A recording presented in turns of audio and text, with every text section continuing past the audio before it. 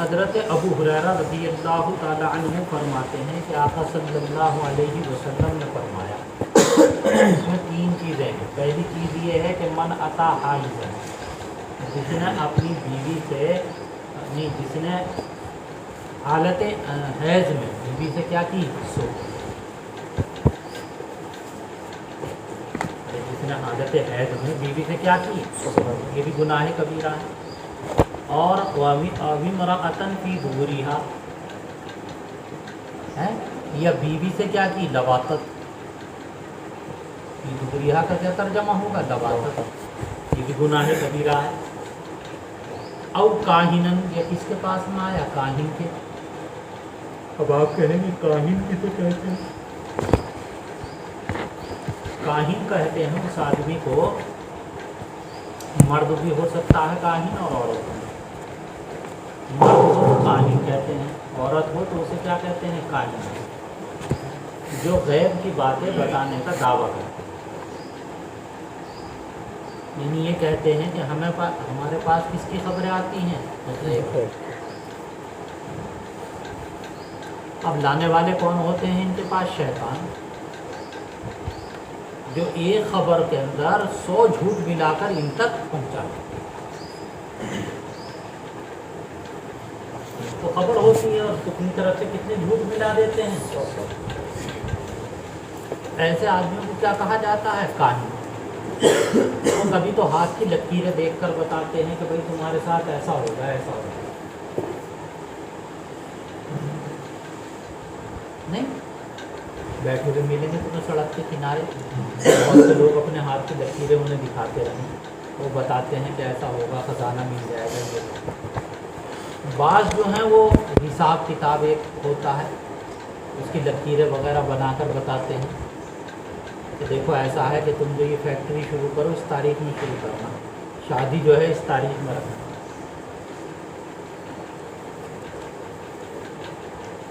ہندوؤں کے یہاں تو اس کو بڑا رواج ہے. ان کے یہاں تو پنڈت کے بغیر پوچھے تاریخ شادی وغیرہ ایسی چیزوں کی نہیں رکھی جائے گی. اسے کہتے ہیں مہورت نکالنا، تو بھائی یہ جو مکان بن رہا ہے اس کا مہورت نکلے گا، کون سے دن اس کی نہیں رکھی جائے. مسلمانوں میں بھی ہوتے ہیں بہت ہی مسلمان ہیں ایسے لوگ، بہت سے پوچھیں آ کے، مجھ سے بھی پوچھیں کہ ذرا بتائیے امام صاحب کون سی تاریخ صحیح رہے. تو یہ ہے بھائی تو کیا کری اس نے کاہن کی، کاہن کے پاس آیا. فقد کفر بما انزل، تو اس نے انکار کر دیا اس کا، اس سے شریعت کا کہ جو کس پر نازل ہوئی، محمد صلی اللہ علیہ وسلم پر.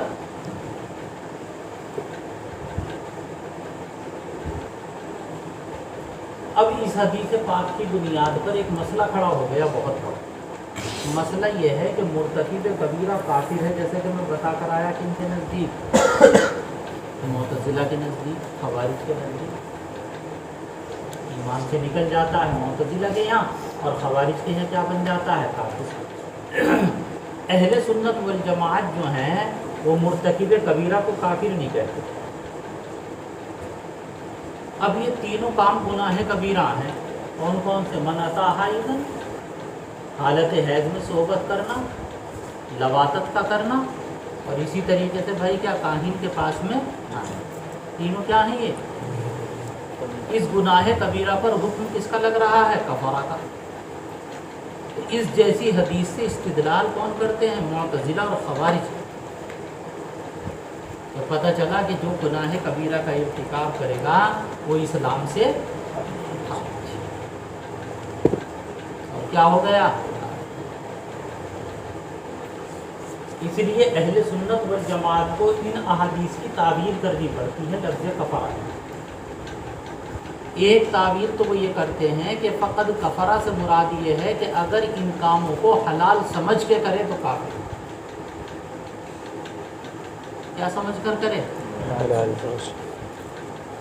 ایک تعبیر تو یہ کرتے ہیں. دوسری تعبیر وہ یہ کرتے ہیں کہ بھائی اس سے مراد گناہ کبیرہ ہے، لیکن کفارہ سے مراد کفر حقیقی نہیں ہے، بلکہ کفرہ سے مراد ہے فسق. گویا کفر کی دو قسمیں ہو گئی، ایک کفر اعتقادی اور ایک کفر عملی. کفر اعتقادی تو اسی کفر کو کہتے ہیں، اور کفر عملی فسق کو کہتے ہیں. یہاں کون سا مراد ہے کفر؟ کفر عملی مراد ہے، یعنی فسق نہیں. یہی سمجھیں. یہ روایت جو ہے روایت ترمذی کی ہے اور ابن ماجہ دارمی کی. ابن ماجہ اور دارمی کی روایت میں یہ بھی ہے کہ کاہن کے پاس میں آ کر اس کی بات کی تصدیق کرے تو وہ کیا ہو گیا؟ وہ اسلام. ترمذی نے کہا کہ یہ حدیث ہمیں صرف اس کے واسطے سے ملی ہے، حکیم ابن اسرم، اور وہ نقل کرتے ہیں ابو تمیمہ سے. اور ابو تمیمہ کس سے نقل کرتے ہیں؟ حضرت ابو عن معاذ بن جبل قال قلت يا رسول الله ما يحل لي من امرأتي وهي حائض قال ما فوق الإزار والتعفف عن ذلك أفضل. رواه رزين وقال محل السنة إسناده ليس بقوي. حضرت معاذ بن جبل فرماتے ہیں میں نے کہا یا رسول اللہ ما یحل لی من امرأتہ وهو حائض. حائض کہتے ہیں اصل میں اس عورت کو جس کو حیض کا خون آ رہا، یعنی جو متصف بالحیض ہو اسے کیا کہتے ہیں؟ حائض، اور اسے حائضہ بھی کہتے ہیں. تو حضرت معاذ بن جبل نے یہ کہا کہ یا رسول اللہ ایام کی حالت میں میرے لیے بیوی سے کیا کیا چیزیں حلال ہیں یہ بتا دیں. میرے لیے بیوی سے کیا کیا چیزیں؟ آپ نے کیا فرمایا؟ آپ نے فرمایا ما فوق الازار. کیا حلال ہے؟ صرف ما فوق الازار. یہ بھی بتا کر آیا کہ ما فوق الازار کسے کہتے ہیں؟ گھٹنے سے نیچے کو اور ناف سے. یہ کیا ہے ما فوق الازار؟ یہ جائے ہے نا. لیکن والتعفف عن ذالک افضل، اس سے بھی بچنا افضل ہے. کیوں؟ ایسا ہوتا ہے نا کہ اس میں آدمی بتا اوقات گناہ پر آمادہ ہو، اس لیے بچنا اس سے کیا بتایا؟ اور مسئلہ یہی ہے. کیا ہے مسئلہ؟ کہ حالت حیض میں عورت کے ساتھ نہ لیتے ہیں بلکہ اس سے کیا رہے؟ الگ ہے. یہ روایت جو ہے رزین کی ہے، اور محی السنہ نے یہ کہا ہے کہ اس کی سند قوی نہیں ہے، یعنی کہتی ہے یہ حدیث صحیح ہے. لیکن مسئلہ یہ ہے کیا ہے بھائی؟ مسئلہ یہ ہے کہ حالت عورت سے کیا رہے؟ بچا. ہاں جہاں تک کھانا پینا اس کے ہاتھ کا پکا ہوا ہے، بات چیت ہے، یہ سب چیزیں تو جائز ہیں، لیکن کیا پابندی ہے؟ بس. اور اگر بہت ہی ہے تو صرف کہاں؟ ما فوق الازار. ما تحت الازار تو بالکل جائز ہی نہیں. قال ابن عباس قال قال رسول الله صلى الله عليه وسلم إذا وقع الرجل بأهله وهي حائض فليتصدق بنصف دينار. رواه الترمذي وأبو داود والنسائي والدارمي وابن ماجه. حضرت ابن عباس فرماتے ہیں کہ آقا صلی اللہ علیہ وسلم نے فرمایا کہ جب آدمی اپنی بیوی سے جمع کر لے، یعنی ایام کے دنوں میں، اس کے حالت ایام میں اپنی بیوی سے کیا کر لے؟ جمع، صحبت، تو چاہیے کہ نصف دینار کا صدقہ کرے. یہ مستحب اس کا. اگلی روایت یہ ہے کیا کہ جب خون لال ہو تو کتنا صدقہ کرے؟ 1 دینار. اور جب خون کیسا ہو جائے؟ زرد، تو کتنا صدقہ کرے؟ آدھا دینار. اصل میں خون سرخ کب آتا ہے؟ شروع. اور مائل بزردی کب ہو جاتا ہے؟ آخر. تو جب خون زیادہ آ رہا ہے، شروع ایام ہے، اگر اس وقت صحبت کی ہے تو کتنا صدقہ کرے گا؟ 1 دینار. کیوں؟ اور آخر میں کرے تو کتنا کرے گا؟ کیوں؟ ارے بھائی اگر ہے شروع ہوا ہے تو ابھی تو بیوی سے فارغ ہوا تھا، یہ اتنی جلدی بے صبرا ہو گئے. تو ڈنڈ جاتا زیادہ.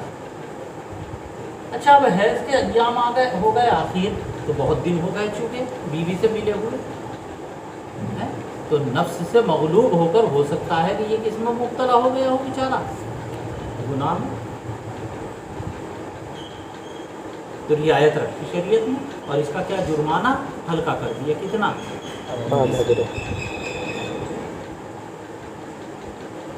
یہ وجہ ہے.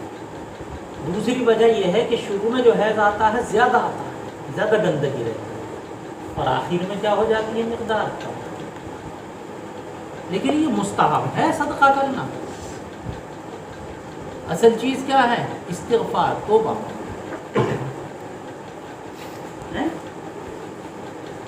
وعنہ، اور حضرت ابن عباس یہ فرماتے ہیں نبی پاک صلی اللہ علیہ وسلم سے نقل کرتے ہوئے، قال اذا کان دمن احمر، جب خون سرخ ہو یعنی شروع ایام، فدینار، تو 1 دینار صدقہ کرے. وَإِذَا كَانَ دَمًا أَصْفَرَ، اور جب خون مائل بزردی ہو جائے، فَنِصْفُ دینار، کتنا صدقہ کرے؟ رواہ الترمذی. عن زيد بن أسلم قال إن رجلا سأل رسول الله صلى الله عليه وسلم فقال ما يحل لي من امرأتي وهي حائض، فقال له رسول الله صلى الله عليه وسلم يشد عليها إزارها ثم شأنك بأعلاها. رواه مالك والدارمي مرسلا. یہ شانو کا بھی پڑھ سکتے ہیں اور شانو کا بھی پڑھ سکتے ہیں، دونوں پڑھ سکتے ہیں، مرفوع بھی اور منصوب. حضرت زید بن اسلم رضی اللہ تعالی عنہ فرماتے ہیں کہ ایک صاحب نے رسول کریم صلی اللہ علیہ وسلم سے معلوم کیا، یا رسول اللہ، حالت ایام میں میرے لیے بیوی سے کون کون سی چیزیں حلال ہیں؟ تو آپ نے فرمایا تشد علیہا ازارتہ، مضبوطی سے باندھ لے، کس کر باندھ لے اس کا کیا بھائی تہبند، اپنا نہیں، کس کا؟ اس کا. اور جب مضبوطی سے باندھ لیا تو پھر کیا ہے؟ وہ فرمایا شانک باعلاہا، پھر تیرا کام ہے اس کے اوپر اوپر، یعنی ما فوق الازار کی اجازت. اس کی اجازت ہے ما فوق الازار. فوقہا سے کیا مراد؟ وہی اوپر.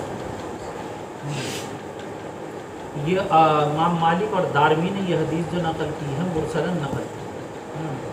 وعن عائشة قالت كنت إذا خفت نزلت عن النساء إلى الحصير فلم نقرب رسول الله صلى الله عليه وسلم ولم ندن منه حتى نطهر. رواه الدارمي. ولم ندن منه. حضرت عائشہ صدیقہ رضی اللہ تعالی عنہ فرماتی ہیں کہ میں ایام سے ہوتی تھی تو میں بستر سے اتر کر چٹائی پر لیٹ، نزلت عن المثالی علی الحصیر، چارپائی سے اتر کر کس پر لیٹتی تھی؟ چٹائی. چٹائی حصیر کے معنی آتے ہیں چٹائی پہ. خمرہ کہتے ہیں چھوٹی چٹائی کو، اتنی چھوٹی چٹائی جس پر بمشکل سجدہ ہو سکے، اور حصیر کہتے ہیں بڑی چٹائی. حصیر کسے کہتے ہیں؟ تو کہہ رہی ہیں کہ میں چٹائی سے بستر سے اتر کر کس پر لیٹتی تھی؟ چٹائی. اور یوں کہہ رہی ہیں کہ ایام کے دنوں میں فلم نقرب، نہ تو ہم نبی پاک صلی اللہ علیہ وسلم کے قریب جاتے اور نہ ان سے قریب ہوتے. کب تک؟ جب تک کہ پاک نہ ہو. یہ بتائیں، نہ قریب جاتے بلکہ کیا رہتے تھے بالکل. تو یہاں مسئلہ آیا اصل کہ اصل یہ ہے کہ حالت حیض میں کہاں ہے شوہر اور بیوی کیسے لیٹے ہیں؟ اب آپ کہیں کہ اوپر کی روایت میں تو یہ آیا تھا کہ یباشرونی، اور یہاں یہ کہہ رہی ہیں کہ ہم بالکل الگ لیٹتے تھے. اصل میں مسئلہ یہ کہ اگر آقا بلاتے تھے لٹانے کے لیے اپنے پاس تو جاتے تھے، خود سے. آ گیا فرق سمجھ؟